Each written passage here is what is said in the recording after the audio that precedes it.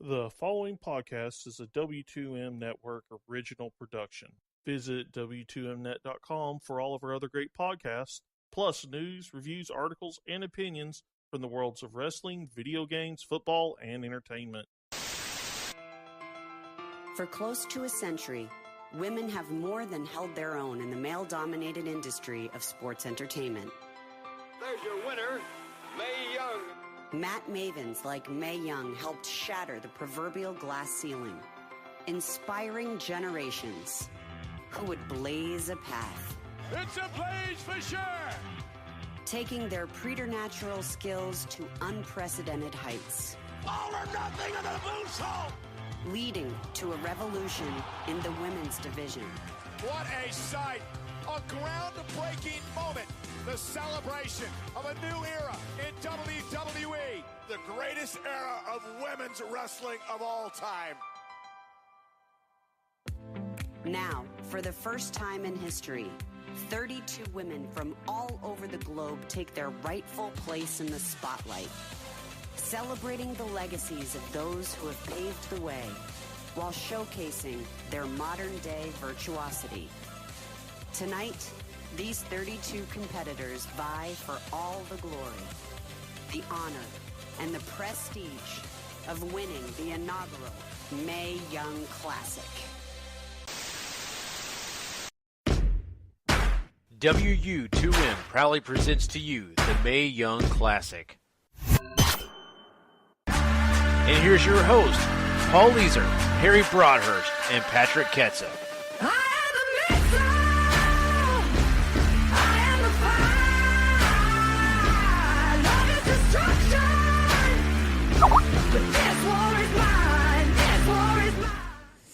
Hello, everyone, and welcome to Wrestling Unwrapped to the Max's coverage of the Mae Young Classic. I am your host, Paul Leazar, joined by Mr. Harry Broadhurst. Good evening once again, Paul. It feels like we just did this. It feels like we've done this twice. And of course... It's deja vu all over again. Yes. And, of course, Mr. Patrick Ketza is with us as well. Of course, the main event gets top and goes last, because screw you both. Naturally, the top billing goes last. We are, of course, brought to you by W2Mnet.com in association with 411mania.com and Last Word on ProWrestling.com. We can also be found anywhere podcasts are, basically Apple, Windows, Spotify, got tons and tons of places. So, wait, we're on Spotify? Sweet. I believe we are on Spotify. Are? Yeah, I think so. That would be a surprise to me. I know we're on Stitcher, iTunes, and now iHeartRadio, but Spotify's new. Sweet. I think it's on Spotify. I don't know. I could be talking on my ass. I don't know. Like we do on this show, we'll be covering the second round on this episode, which is episodes 5 and 6 over on the network. And we'll begin... Yeah. We'll begin with episode 5. Which opens with Rachel Evers taking on Abby Lath. I really enjoyed this. There's a ton of energy in this match. I thought Rachel looked much better, and the exchange of strikes I thought was quite awesome.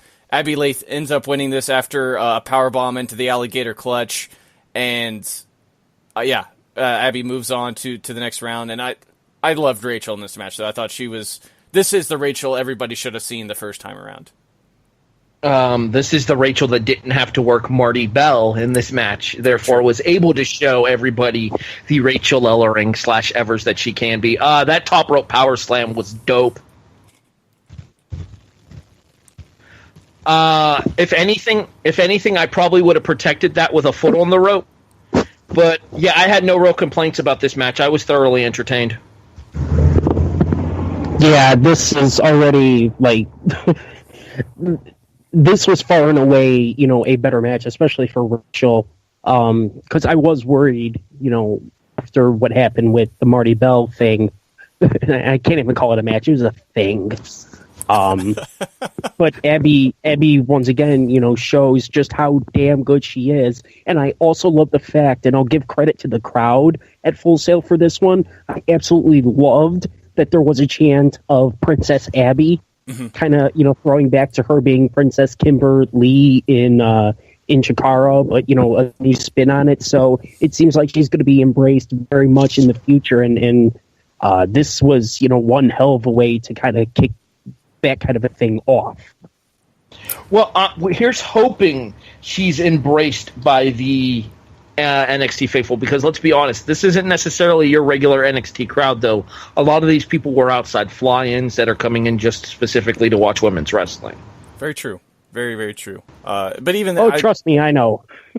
Yeah, I know Patrick knows, but there's a lot of the NXT usuals are in the crowd. Like, you get to see Izzy and all that.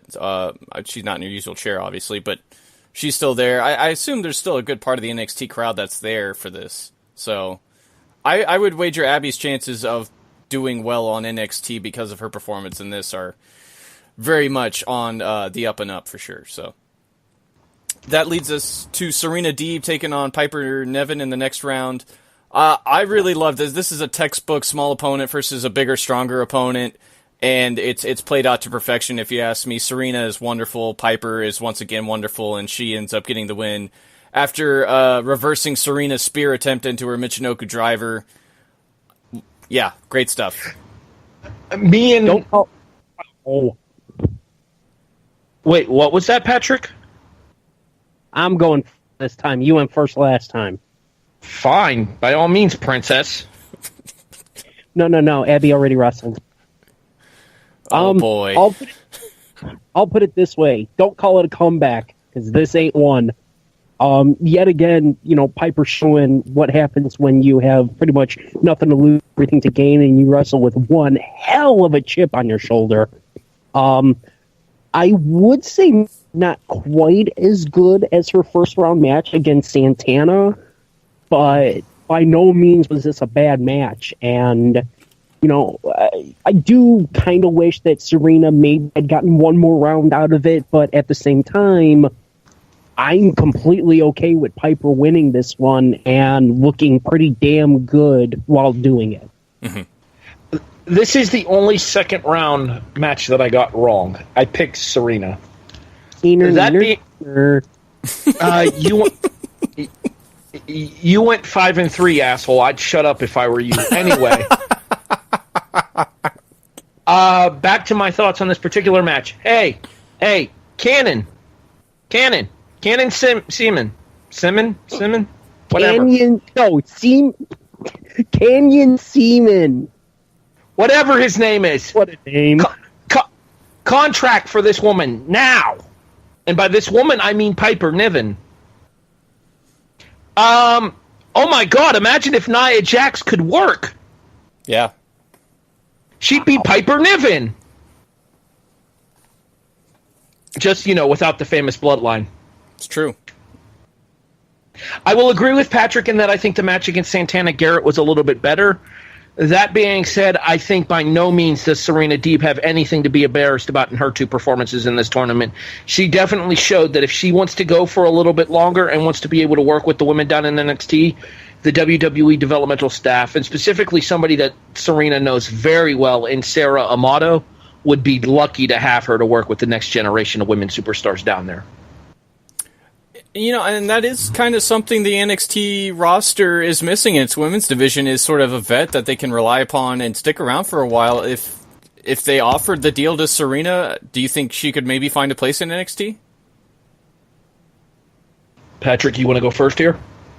I mean, if she was actually booked as that person, kind of like Natalya is now on SmackDown, yes, absolutely. I mean, since we're obviously not going to get it with Sarah Amato or with Sarah Stock either, as they're both coaches, and Thea Trinidad is essentially being used as a manager for Andrade Almas, yeah, I mean, Serena Deeb could fit right into that role as kind of being the leader of the locker room a little bit and try and help guide the younger wrestlers. I think that would be a great idea. By the way, Harry, 6-2, jackass. You did not make an official prediction on air for the Abby Lath match, so it counts as a loss. You counted it as a win in the first round. Yeah. Well, I just wanted to increase my record over you. Still 7-1 scoreboard. Anyway, back to Serena. As far as Serena goes, in regards to your thought process as far as Thea Trinidad, Zelena Vega, or whatever goes there, Serena's a significantly better worker than Thea is. So it would make much more sense for me for them to put Serena in the ring with the younger class of NXT women down there in order to help them develop.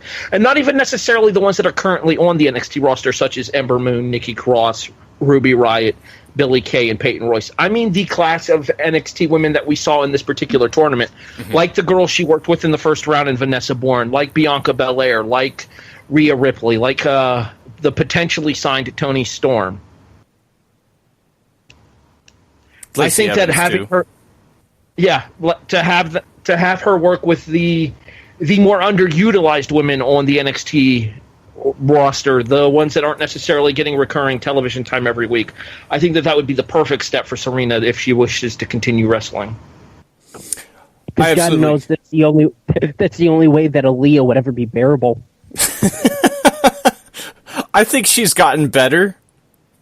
Yeah, not to mention, I think Aaliyah has that Breaking Ground thing going for her as well. I think she made a lot of fans on Breaking Ground, so she still has some support. Fair. After that one, you have Princessa Suhei taking on Mercedes Martinez. The work in this is fine, if you ask me. Mercedes does end up getting the win here with the Fisherman Buster. And before you correct me, Harry, shut up. Thank you. You're welcome. This to me looked like just they were kind of out there going through the motions, and that kind of took away some enjoyment for me for this, but the right person did end up winning out here. Yeah, I don't have any kind of an issue with Princessa Suhei being involved in the tournament here, but at the same time, to me, it was a foregone conclusion that the Fisherwoman Buster was going to spell curtains for her running this tournament. Jesus.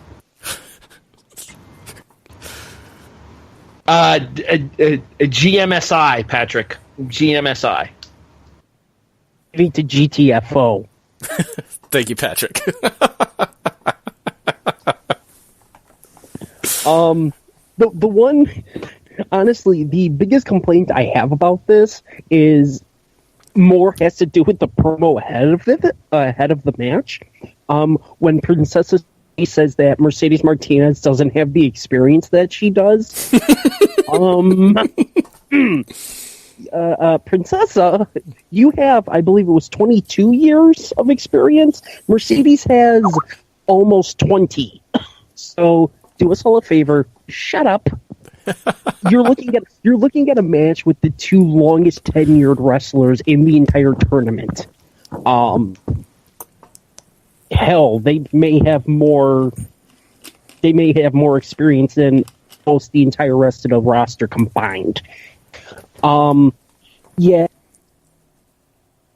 this was not the big time Mercedes match that I think she's become known to deliver in. But by no means is it a bad match. But being that you have two almost 20-year veterans here, you can kind of tell when they're just going through the motions, and this kind of felt like that. And yeah, it did deter me a little bit, but at the same time, them going through the motions were still pretty damn good. Yeah, I was going through the motions. I still gave him 2.5, so. I had, perfectly watchable wrestling. Mm-hmm. Or I believe the actual phrase that I've heard used before is perfectly acceptable wrestling. Mr. Scott Adequate. Teeth. Yeah, I always heard perfectly acceptable myself, but. Not good, not great, but not below average and not bad either. It was not, who do I want to say here? It wasn't Piper Niven, Santana Garrett, but it wasn't Rachel Evers versus Marty Bell either. True. All true. It's not a bad match. It's not a good match. It's just a match. Oh, I want to punch you so hard right now. As somebody who has used that same quote on Wrestling to the Max before, I have no problem with it. Quit taking sides, Paul! Let's get to this main event, though. Kairi Sane takes on Bianca Belair. This was absolutely incredible, if you ask me. Kairi, of course, does get the win with the top rope elbow drop.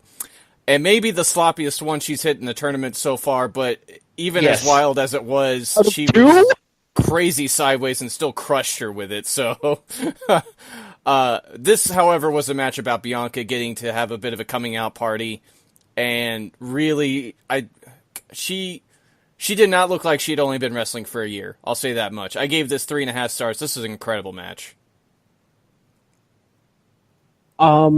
This was a match that I think everybody and their mother knew had a foregone conclusion. The question was, how are we going to get there? Mm-hmm.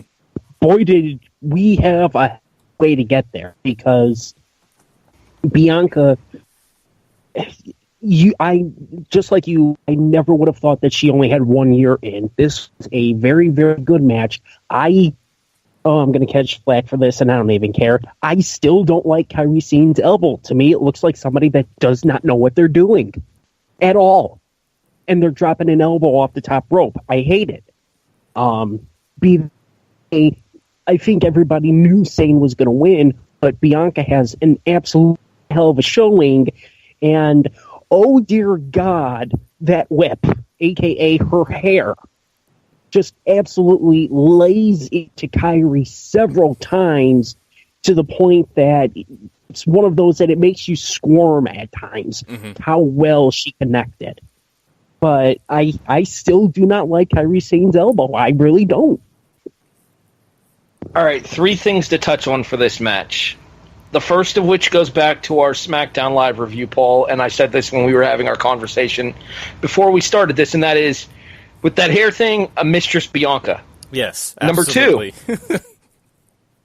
Number two, Patrick, I do believe your exact quote to me when you were watching this match, because I watched this show a little bit before you did. Your exact quote to me when we were texting back and forth during this show was, well, who is this Bianca Belair, and why have I not seen more of her, correct? Without a doubt. Which leads me to my third thought. I have 4 words to describe this match. Bianca Belair, future superstar. Mm-hmm. More than holding out her own against the internationally known Kairi Sane Ni Hojo.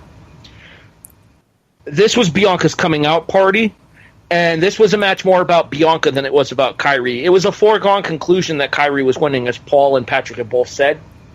How were we going to get there? Man, did we ever get there in spectacular fashion. Yeah, the hair. I wonder what she puts in her hair to make that sound. Because if I hit somebody with my hair, it just goes. It doesn't make any sound. So what is she doing? And secondly, she left bruises on Kairi, which you can see in her next match. Which is. Go ahead. If I'm venturing a guess, it's probably extensions with like rubber bands around it to hold it in place to make it firmer. Makes sense. And like, I can't think of another woman that they've let do a 450 splash on air before in the WWE. I know they've kind of let Charlotte get away with the Sky Twister press, which is still incredibly impressive, but Bianca pulling out a 450 splash, I damn near got out of my chair. Like, that was incredible.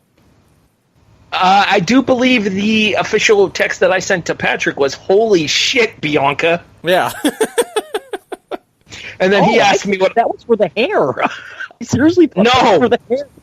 No, that was for the 450. The hair was, as you mentioned, the hair was cringeworthy to watch because it just sounded like it hurt like hell. Mm-hmm. The 450 splash was gorgeous. Yeah, it's perfect. Cleaner than the one we'll see in the next episode. True. Well, yeah, you mentioned in our first round episodes you were questioning why they didn't let Mia Yim do the 450 in her match with Sarah Logan. You have your answer. Yeah. So that's all for episode 5. We've been rating all these episodes so far. What are you guys going to give this one? You want to go first here and I'll take the second one, or you want me to take this one? Yeah, you go first. I've been going second. All right. 7.5. The best episode of the series so far. Mm-hmm. Without a doubt, I'd say you know what? Actually, I'll agree with Harry there on a 7.5. This is, without a shadow of a doubt, the best episode. This is 5. I would say this is the one that you have to go out of your way to watch. I'm going to make it a hat trick and give it 7.5 too. What Patrick said. This is by far the best episode. Go watch all of these matches. They're wonderful. Let me ask you this question here, Paul. Mm-hmm. We all heaped praise on Mia Yim versus Sarah Logan as the best match of the first round so far. Mm-hmm. Did this top it? No, he didn't. I didn't. I picked Mia and Sarah as the best match of the first round. That was you. I took Piper and Santana. I believe I did too, but I rated that the same as I rated this at 3.5. To me, Kairi Sane and Bianca Belair takes over best match of the tournament honors for me so far. And that's very fair. I still think I like Piper and Santana a smidge more, but take nothing away from this main event. It is spectacular, for sure. Especially if you've been watching NXT and you've seen Bianca perform in the past. It doesn't even look like the same wrestler. It's incredible. Yeah, there is nothing that you saw on NXT television from Bianca that would prepare you for this. Yeah, it's just absolutely. And Patrick, you still going with Piper and Santana as your best match so far? This would almost be like a case of like 1 and 1.1. Yeah. I will still take Santana and Piper, but like I just said, my 1.1 would absolutely be Kyrie and Bianca, because just one hell of a coming out party for Bianca Belair. Yeah, couldn't agree with you guys more, and that carries us right into episode 6, which opens with Toni Storm taking on Lacey Evans. I thought this was good. I thought it maybe lacked a little bit of energy when it did an opener, but Lacey still looked good, and Toni Storm was her wonderful self as well. And Toni takes this away with a strong 0. I mean, you can almost sum this up as dead ass dough. Yeah. Oh, yeah. Sorry, America. Excuse me, Australia. Australia. JR, Lita, do me a favor. Shut up. It's an ass attack. It's not a hip attack. I think going into this, of the, I'll say, relatively unknown performers, Lacey Evans kind of had the biggest story behind her and kind of was getting the most recognition. She's not bad. Toni Storm blew her out of the water, but, a storm. I think Lacey did get overshadowed, though. And I'm not saying that Lacey, is going to not be a good wrestler or anything like that by any stretch of the imagination. I love the gimmick, and she's coming along very well. Bianca just blew her out of water in both of their 2 matches. I'm intrigued to see what Lacey can do in the future, but I feel like Bianca should have gotten the bigger push out of this than Lacey.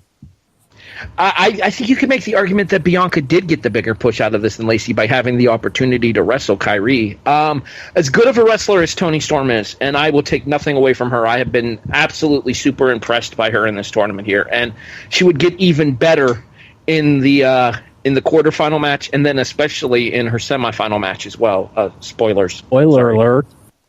Yeah, sorry, didn't think that one through before I started to say it. By the time I had started, it was too late to stop. Way to go, Harry. Yeah, well, like our show. if they're listening to this, they've probably already watched the tournament. Let's hope so. Yeah, and if not, again, sorry, my bad. Send all emails to Sean. Yes, as has become the recurring line on Wrestling Unwrapped. Please send all hate mail to s.garmer@gmail.com. But yeah, Toni definitely gets the opportunity to showcase more of her personality as the series goes on. But when it comes to a battle between Lacey and Bianca, I think Bianca had the opportunity to step into the ring against the much bigger, much more known name in Kairi Sane, and that's why she was able to have the standout performance. This match right here was good. It was not nearly as good as Bianca and Kairi was, but I don't think that Toni's as good of a worker as Kairi is either. That's a tough call. I really like Toni Storm. I've gotten to see a lot of her work. I just think it was 2 different matches, right? I think the other one was geared to make Bianca look like a star, and this was geared to be an opener. I think that's just how it was. And that's a fair assessment, I suppose. Yeah, I think so. After that, we get to see Shayna Baszler take on Mia Yim. I really enjoyed this. Shayna ends up getting the win after catching Mia Yim's very off-kilter 450, and that might be putting it politely, and turning it into the rear naked choke. This is a great sprint, if you ask me, all the way up to the finish. There's a lot of focus on the two different horsewomen factions at ringside too, which we can talk about later because we get to see their interactions in a later episode. But we can talk about it here if you guys want to. All right, fine. Let's just talk about the match then.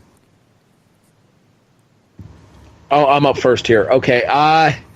Yeah, I like Mia. I really do. Shayna's been Shayna from what I've seen so far. I don't think there was any question, given the entire focus that was put on the four horsewomen, that Shayna is going to go far in this tournament. Mm-hmm. But that being said, of the two of them, I was much more impressed by Mia's in-ring work ethic, and I think that has to do with the fact that I've seen a lot more of Mia as well. She's very familiar to this side of the country, even though Shayna going in was the AIW Women's Champion. Mia was somebody else that had held that title as well, and somebody who I had the opportunity to see firsthand defend that title. So I had more of a personal connection with Mia, so I was kind of hoping to see Mia do better in the tournament than just going out in the second round. I'm really hoping Mia gets a deal out of this, though. She's absolutely a star waiting to happen, if you ask me. And not to mention, look at all the positive publicity that she can bring with her put a nail in it campaign that she's doing with domestic violence. Mm-hmm. Safe Horizon, most specifically. What he said. Great addition, Harry. That's why they pay me the no bucks. It's true. Only what you deserve. I mean, what? Let's talk about the damn match, sucker. This one gave me trouble because all right, I don't want to mention it, but I'm gonna have to. Yes, I'm friends with both of them. I'm friends with the wrestlers. Yeah, right. Get out to more shows, Harry. Anyway, Chicago's a freaking ride from here. Anyway, I was hoping Mia would win. I had a hunch, that it wasn't going to happen because of how strongly Shayna is, being portrayed here. It did leave me a little bit unhappy. Yes, it was, a very good match. It was a sprint, but to me, it feels like point of Shayna being in the tournament has nothing to do with Shayna being in the tournament. Mm-hmm. Shayna is not there to be the anchor. She is there to be a representative. Mm-hmm. And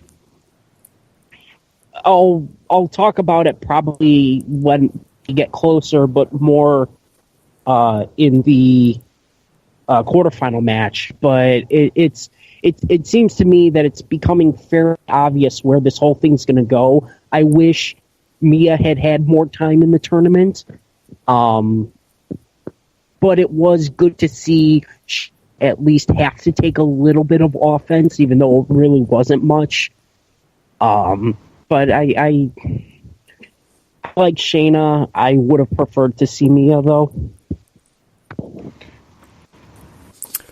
I'll be much more willing to retouch on this as we talk about Shayna as we go on through our coverage of the Mae Young Classic, because at this point, your assessment is absolutely correct, because there's so much focus on making sure they're getting Charlotte, Bayley, and Becky into shots, along with shots of Ronda and the rest of the horsewomen whose names are escaping me right now, unfortunately. Marina Shafir and Jessamine Duke. Marina Shafir and Jessamine Duke. Yeah, thank you. They're getting them in as many shots as possible, and while they're doing this match. And they'll continue to do that, at least with the four horsewomen of MMA throughout. But this match very much seemed less like it was focusing on what was going on in the ring and more about the situation going on between those two, which Shayna Baszler, after she wins, absolutely goes up to the four horsewomen of NXT and sort of gives them a little how do you do before walking off. So Well, the three horsewomen of NXT, Sasha was on a European tour, but your point still remains in the fact that she got up in Bayley, Becky, and Charlotte's faces. Right. And once again, like I said, we'll touch on this later as well. But for now, we need to talk about this next match as Rhea Ripley takes on Dakota Kai. And I enjoyed this one as well. There's a lot of great strikes, as you would expect, mostly kicks. And Dakota Kai ends up getting the win with the double stomp after Rhea tries to recover after falling into the Tree of Woe. And I don't know if you need it. Go ahead. The Tree of Joey Lawrence. Whoa. God. It's kick him out of this call now. It is only fair that we paid tribute to Dave Prazak by using that line. I guess. No. I guess. There are better ways to pay tribute to Dave Prazak. No. I don't know how much you need to see of Rhea Ripley to know that she's going to be a star. She needs to be on NXT. I've seen enough very soon. If you ask, I think she's got all the pieces already to be something great. I think it's Patrick's turn to start here, so I'll save my piece. Hallelujah, was this one so much better. Both of them I felt looked great. Did seem a little sluggish. I think that might be Rhea kind of not used to maybe working so often, even though, I believe 2 matches in 2 nights, while Dakota's just like, yeah, this is normal. Yep. come to Shimmer and yeah, you'll know that's normal. But I thought this was miles ahead of both of their first round matches. I'm glad to see that Dakota won, and I've always said that I thought Dakota may have been one of the top signings when they had that mass signing. I could very well be wrong, but I'm still intrigued to see how much further, especially in the next, because she's going against Kairi Sane. How good is she going to look, and how are things going to look for her prospects in the future? I go ahead, Harry. No, go ahead, Paul. If you had something to touch on with what Patrick said, go ahead, and then I'll give my thoughts. I can't remember if I covered this during Dakota's first match or not, but to me, she really has all the makings of being the Bayley character. Yes. Just somebody who, and as talented as Bayley is, Dakota Kai to me is just a much better wrestler in between the ropes, if you ask me. But she has all the same hallmarks of being that same character, if they so wish to do so. I'm about to hit you with a very bold prediction. Fire away. Okay, Greg. Shout out to my boss over at the Raw Reaction. Anyway, if given proper time to develop, and obviously there's still a ways to go, she did very well here. Rhea Ripley has a chance to be the next Trish Stratus. Yeah, I think you're right. Because she has the look, the buxom blonde look that men go crazy for. Mm-hmm. And I would argue at this stage in her career, she is a better wrestler than Trish was at this stage in her career. Oh, and she will have nothing to do but get better working with the likes of Norman Smiley, Sarah Amato, Fit Finley, and everybody else. Robbie Brookside in the NXT Performance Center. I mentioned the fact that I thought Bianca Belair is a superstar in the making. I think the same could be said for Rhea Ripley as well. I really don't think you're wrong on that count. Rhea Ripley already, like I said, she already looks like she has all the tools. She could be on NXT at the next set of tapings. I really just want to see her every week to watch her develop and turn into this person who we think she can be. Just because that's one of the reasons. I'm going to plug New Japan here, even though that might piss you guys off, but that's one of the reasons why I enjoy watching the Young Lion matches so much from New Japan, is you get to watch them develop over time, and that's something that's so great about watching NXT too, even though it's evolved into something greater. Rhea, for sure, is somebody I would just love to watch every week. I don't know if you guys want to touch on that, anything. So, Guess not. Main event time. Nicole Savoy takes on Candice LeRae. Nicole, back to her usual shenanigans in this, if you ask me. She kicks away Candice's hand at the start. I think she looked much better in this match, and Candice was the right opponent to do what they wanted to do with this. It just never really clicked for me. It was slow, and it never really picked up anything before Candice gets the win with a wild ride. Disappointing performance from Nicole Savoy in this tournament. Candice, I think, had a very good first round match against a relatively unknown commodity, whereas Savoy was made to look like something of a fluke victory for Nicole Savoy in her opening round contest. Yeah. This did nothing to change my perceptions of the way that they booked Savoy in this tournament here, and despite the fact that they said that Savoy is somebody that they have been keeping their eye on for a while, Patrick mentioned it as well when we did our bracketology review as well.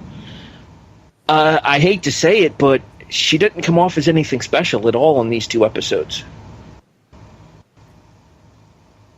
I think this might come up as a case of you never get a second chance to make a first impression, and in this case, Savoy did not make the world's greatest first impression in her first round match.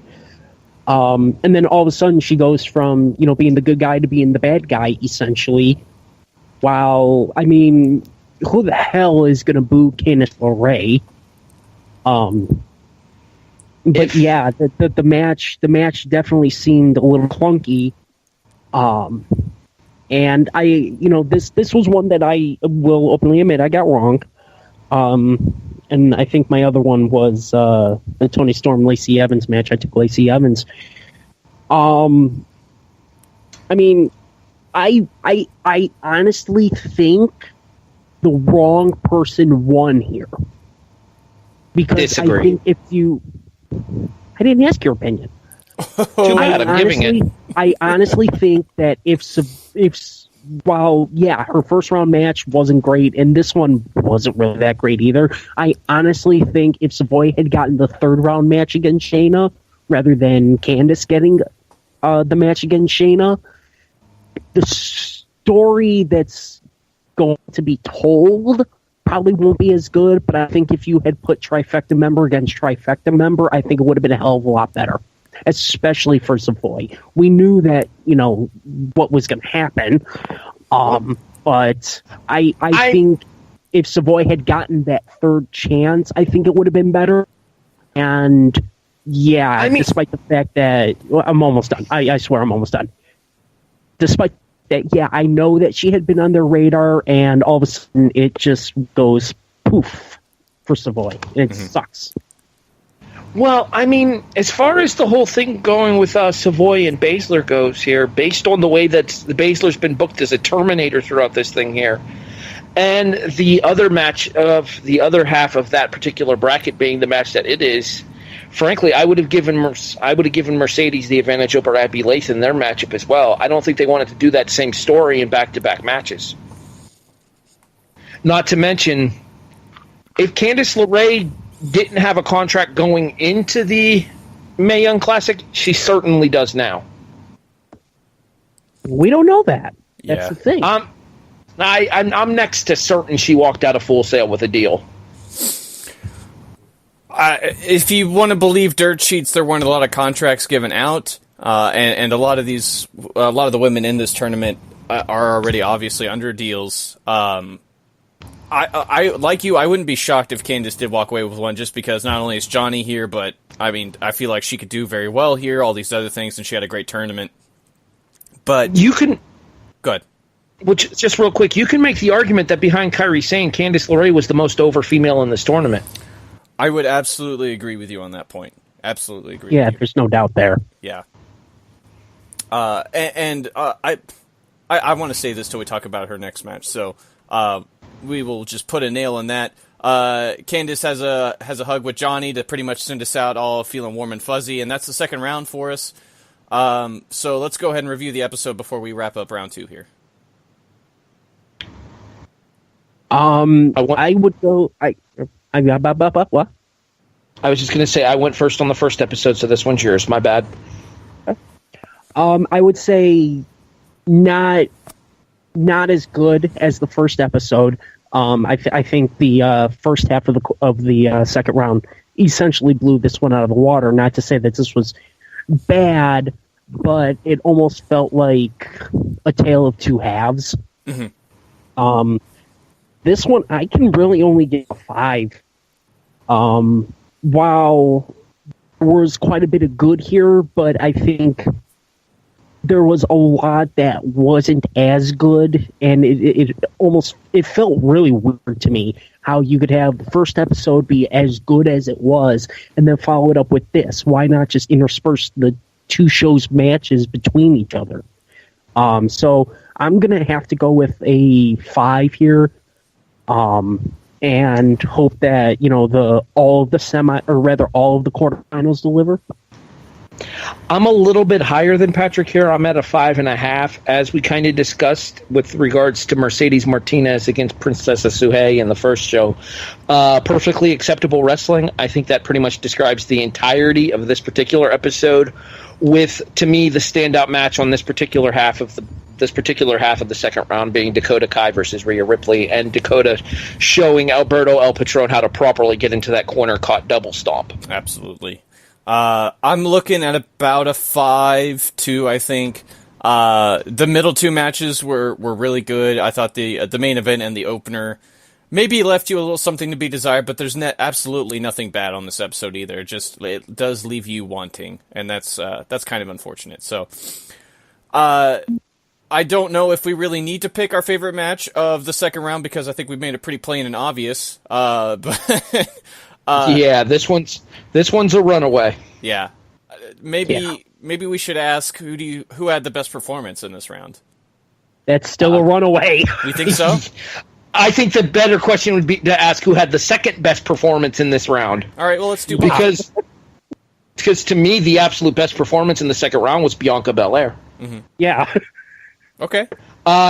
The second biggest standout performance in the second round to me was actually Abby Laith. Significantly improved in her crowd interaction, significantly improved in the match quality as well. Not to say that the first round match was bad, but having the opportunity to go up against somebody that knew what they were doing in Rachel Ellering / Evers / whichever you want to use it. I think she's used Evans before on NXT television as well. Putting two experienced females against each other and giving them the 7 to 9 minutes that they were given to have the opportunity to put on the match that they went. I'm going to go with Abby Laith as my second best performance.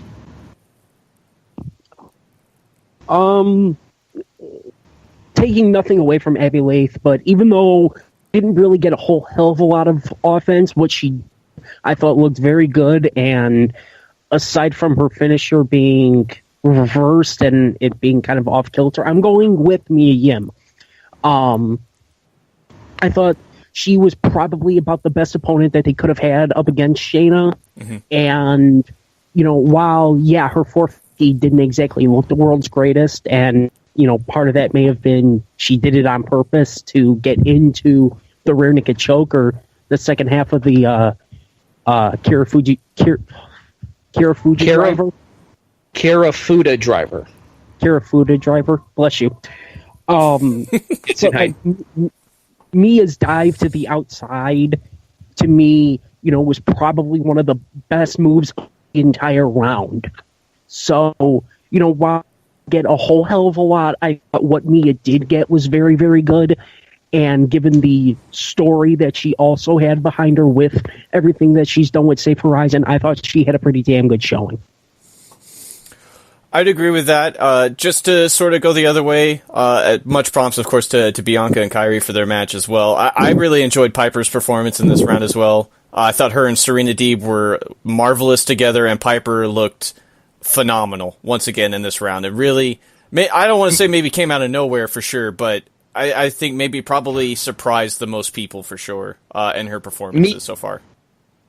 Yeah, me and Patrick were talking about the shows as he was watching to catch up there, and me and him both agreed that finish was fluidly done too. It looked awesome, with Serena going for the spear, Piper sidestepping and then scooping her up immediately into the Michinoku driver. Yeah, it was wonderful. I can't say enough good things about Piper's performance so far, and I think, like I said, I think she's maybe wowed the most people for sure out of everybody that's still alive in this tournament. Maybe except for Rhea Ripley or Bianca, but that's besides the point. So, I hate to say maybe most disappointing because I think we all have the same answer there too, but maybe we should just go ahead and get it out of the way. To me, the most disappointing performance in this tournament thus far out of the people that were participants in this round is Nicole Savoy. Mm-hmm. I expected much more than what we got out of her in this tournament, and I think a lot of that has to do with the way her matches were put together. I'll say this, at least we got suplexes in this match. We did get suplexes. Quite a few of them. Mm-hmm. For me, Mercedes. I'm saying that as somebody that absolutely loves Mercedes. We said that it was perfectly adequate, but you're talking about a person who, when the bright lights are on and she has to deliver, she delivers. Mm-hmm. And in this case, the lights are in her career maybe will never be this bright again. And while yes, she did pick up the win, but the match itself was kind of adequate. It shouldn't have been just adequate. It should have been damn good. Mm-hmm. I put that more on her opponent than I do on Mercedes, to be frankly honest. I don't have a ton of experience with Princessa Suhei as far as watching her matches, but she still looked about the same as she did in her match with Kaylee Ray, where she just looked a step slow. And clunky. Yeah, clunky too, and maybe it's just a style mismatch, and she's used to working a different way, and she had to completely change that, but it didn't really fly in either match for me. And it's not like they were bad or anything, it's just they weren't great. But I'm gonna take Harry's side on this one. I think Nicole Savoy definitely had the most disappointing tournament, and it's not her fault. I absolutely agree. I think it's the match makeup and the way they went about presenting her in this just did her no favors right out the gate, and that's a real shame because she's a great talent. I enjoy her matches a lot in Shimmer. So, well, unless you guys really want to get into anything else about this round, we can call it an episode here. So if you guys want to plug, feel free to do so. Patrick, go ahead. I'm almost afraid of what to plug just because of timing. So. Yeah, if you look at our Spreaker feed, the most recent one that we have done is ECW Heatwave 98.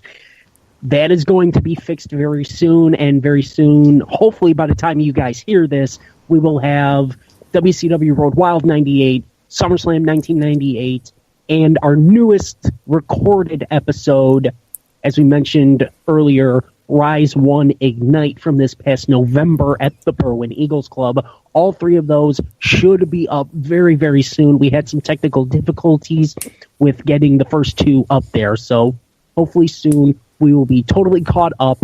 And then this weekend we will be recording First Wrestling's WrestlePalooza 8 from the house that Prince built in Minneapolis, Minnesota, because, First Avenue kind of is a thing in Minneapolis. So be on the lookout for that. We're going to have all four of them up very soon, I swear. You can check out myself, Stephen and Brandon Biskobing as we present The Kickoff. Episode 2 airs tomorrow night. Should be posted to the W2M net page either late Wednesday, Thursday morning-ish. We preview week 2 of college football, week 1 of the NFL, make some bold predictions, and make fun of Steven picking Florida Atlantic to do something after they got absolutely train wrecked in their first game. Also, you can also check out myself and Paul filling in for Sean on the SmackDown and 205 Live reviews that were referenced earlier as well. Absolutely. Wait. Florida Atlantic as in the one that Lane Kiffin just took over? Yes. Okay. As in the segment on a weekly basis is going to be called All Aboard the Lane Train. Oh boy. Good God. Because we are going to constantly remind Steven that he said Florida Atlantic was going to do something this year after they go 3-9. Well, that should be a lot of fun. Like Harry said, we did SmackDown and 205 Live earlier today. They are up on everywhere we are, so you can go check those out. As I do Wrestling to the Max every week with Sean and Gary, every Monday and Thursday. That's Tuesday and Friday on the download. We talk about pretty much everything WWE. Congrats on the anniversary, sir. Thank you. Yeah, it's 5 years for those guys. I got there to the party at about 4, but it was really fun doing this last episode. So, we've been having a good time on that, and that next episode will be up on Friday morning. So, but that's going to do it for this episode.